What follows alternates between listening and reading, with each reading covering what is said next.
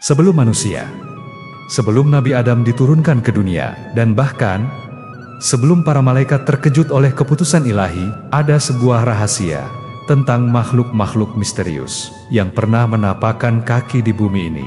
Sebuah kisah yang tersembunyi di antara ayat suci dan hanya terungkap bagi mereka yang mau merenungkan. Dalam Al-Quran, Allah Subhanahu wa Ta'ala berfirman kepada para malaikat, "Ingatlah ketika Tuhanmu berfirman kepada para malaikat, sesungguhnya aku hendak menjadikan seorang khalifah di muka bumi." Mereka berkata, "Apakah engkau hendak menjadikan orang yang akan membuat kerusakan padanya dan menumpahkan darah?" Surat Al-Baqarah ayat 30. Pertanyaannya, dari mana para malaikat tahu bahwa manusia akan membuat kerusakan? Apa mereka pernah menyaksikan hal serupa sebelumnya? Disinilah awal mula cerita yang jarang kita dengar. Pernahkah kau bertanya, siapakah makhluk pertama yang berjalan di atas bumi? Sebelum jin, sebelum manusia, bahkan sebelum malaikat diperintah turun, dalam beberapa riwayat dan atsar dari para ulama salaf, disebut dua nama yang jarang terdengar, Al-Hin dan Al-Bin. Makhluk ini tidak disebut dalam Al-Quran secara eksplisit, tapi para ulama seperti Imam Mujahid dan Ibnu Abbas meriwayatkan bahwa mereka adalah makhluk pertama yang Allah ciptakan di bumi. Mereka hidup ribuan tahun sebelum penciptaan Adam. Mereka berjalan di tanah, beranak pinak, membentuk koloni, tapi apa yang terjadi kemudian adalah pengkhianatan terhadap bumi itu sendiri. Mereka mulai saling memerangi, merusak, menumpahkan darah, dan bumi menjadi medan kehancuran. Hingga Allah pun mengutus para malaikat dari langit untuk memusnahkan mereka seluruhnya. Para ulama seperti Al-Thalabi dan Al-Kalbi menyebut bahwa pembantaian itu adalah awal mula keterlibatan malaikat dengan urusan bumi. Dan ketika Allah berfirman dalam Al-Baqarah ayat 30, "Apakah engkau hendak menjadikan orang yang akan membuat kerusakan di sana dan menumpahkan darah?" Para malaikat tidak menuduh, mereka hanya mengenang apa yang telah mereka lihat. Hin dan Bin telah musnah, tapi sejarah mereka menjadi pelajaran bahwa bumi bukan sekadar tempat tinggal. Ia adalah amanah yang bila disia-siakan akan dicabut dari tangan siapapun yang mengkhianatinya.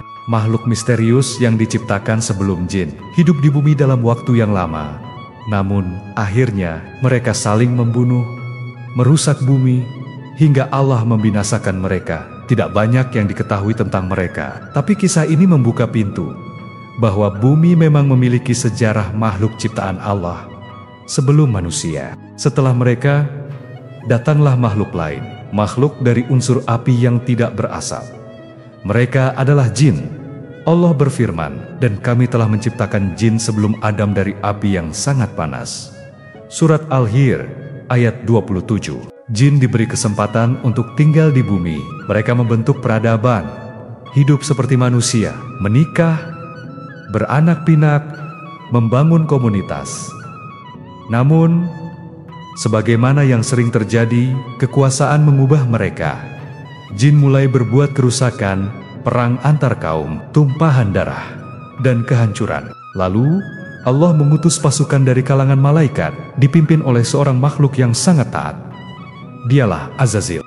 Di antara makhluk jin yang diciptakan, ada satu nama yang berbeda. Ia bukan sekadar jin biasa. Ia menjadi pemimpin mereka dalam ketaatan. Namanya Azazil. Dikatakan bahwa ia hidup di bumi ribuan tahun sebelum Adam. Ia menumpas kaum jin yang rusak. Ia menegakkan keadilan. Ia dikenal sebagai makhluk yang paling taat, hingga para malaikat mengangkatnya ke langit. Bayangkan, seorang jin tinggal di tengah-tengah malaikat, beribadah di barisan mereka, sujud, ruku, hingga ribuan tahun lamanya. Ia menjadi simbol ketaatan, dipuji, dimuliakan, dan dicintai. Tapi semua itu berubah saat Allah menciptakan makhluk baru, manusia. Allah berfirman dalam surah Al-Hir ayat 28, "Dan ingatlah ketika Tuhanmu berfirman kepada para malaikat, sesungguhnya aku akan menciptakan manusia dari tanah liat kering, berasal dari lumpur hitam yang diberi bentuk. Maka Ketika ruh ditiupkan ke dalam jasad Adam, Allah pun memerintahkan seluruh malaikat dan seluruh makhluk di langit untuk sujud kepada Adam. Semuanya tunduk, kecuali satu. Azazil menolak. Ia berkata dengan penuh kesombongan. Surah Sad 76. Aku lebih baik darinya. Engkau ciptakan aku dari api, sedangkan dia dari tanah. Dalam sekejap, ribuan tahun ibadahnya hangus oleh kesombongan satu kalimat. Ia merasa lebih tinggi, lebih suci, lebih pantas. Tapi Allah tidak butuh ibadah yang dibangun di atas kesombongan. Maka Azazil pun dikutuk. Allah berfirman, maka keluarlah kamu dari surga itu. Sesungguhnya kamu terkutuk. Surat As-Sad 77. Dan sejak saat itu, namanya tak lagi dipanggil Azazil. Ia dikenal sebagai iblis.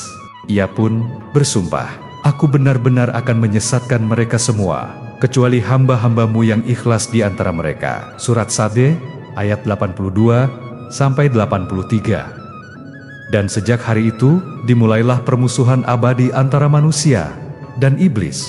Dari jin yang paling taat, menjadi musuh terbesar manusia dari yang tinggal di langit. Kini terpuruk dalam murka ilahi. Setelah diciptakan dan ditetapkan sebagai khalifah, Allah tempatkan Nabi Adam di surga. Surga, sebuah tempat yang tak bisa digambarkan oleh mata, telinga, atau hati manusia. Di dalamnya tak ada rasa sakit, lapar, letih, atau duka. Segalanya indah, segalanya cukup, kecuali satu pohon. Allah berfirman, wahai Adam, tinggallah kamu dan istrimu di surga ini, dan makanlah dengan nikmat apa saja yang kamu kehendaki. Tetapi janganlah kamu dekati pohon ini, karena kamu berdua akan termasuk orang-orang yang zalim. Al-Baqarah ayat 35. Tapi dari kejauhan, ada yang mengintai, iblis, yang telah dikutuk dan terusir, yang bersumpah akan menyesatkan keturunan Adam sejak awal. Maka ia mendatangi Adam dan Hawa, bukan dengan ancaman, tapi dengan bisikan halus. Ia berkata, Tuhanmu hanya melarang kalian mendekati pohon ini, agar kalian tidak menjadi malaikat, atau agar kalian tidak kekal. Surat Al-Araf ayat 20. Ia bersumpah di hadapan Adam, demi Allah, bahwa ia adalah penasihat, dan Adam lupa, tergelincir, menyentuh larangan itu. Maka terangkatlah pakaian surga, terbuka aib mereka. Adam dan Hawa pun berlari, menangis, menyesal, memohon ampun. Tapi keputusan Allah telah ditetapkan. Adam diturunkan ke bumi bersama Hawa, bukan sebagai hukuman, tapi sebagai bagian dari takdir yang agung. Di bumi, Adam bukan sekadar manusia yang jatuh, ia adalah nabi yang bangkit. Allah ajarkan kepadanya kata-kata untuk bertobat. Allah berfirman, kemudian Adam menerima beberapa kalimat dari Tuhannya, maka Allah menerima tobatnya. Sungguh, dialah yang maha penerima tobat, maha penyayang. Surat Al-Baqarah ayat 37. Dari surga menuju bumi, dari godaan menuju petunjuk, dari kejatuhan menuju misi suci. Di bumi inilah Adam memulai tugasnya sebagai khalifah, membangun peradaban, menanam nilai tauhid dan mendidik anak-anaknya menjadi umat yang tunduk kepada Allah. Dan sejak saat itu, perjalanan manusia dimulai. Hari ini, kita masih hidup di bumi yang sama, bumi yang dulu dihuni oleh makhluk-makhluk penuh kekuatan, dan kini menjadi panggung bagi manusia. Pertanyaannya, apakah kita akan mengulang kesalahan para jin dan makhluk sebelumnya, ataukah kita akan menjadi khalifah sejati yang menjaga bumi, memeliharanya dan menaati Tuhan? Rahasia masa lalu ini mungkin tak semua bisa dijelaskan dengan pasti. Namun setiap kisah yang tersirat dalam wahyu bukanlah dongeng. Ia adalah peringatan, ia adalah pelajaran, dan ia adalah cermin bagi hati yang mau merenung. Jika kamu merasa cerita ini membuka wawasan dan menambah imanmu, jangan lupa klik like, tulis komentarmu, dan subscribe agar tidak ketinggalan kisah-kisah misteri lainnya yang tersembunyi dalam lembaran wahyu dan sejarah langit. Wassalamualaikum warahmatullahi wabarakatuh.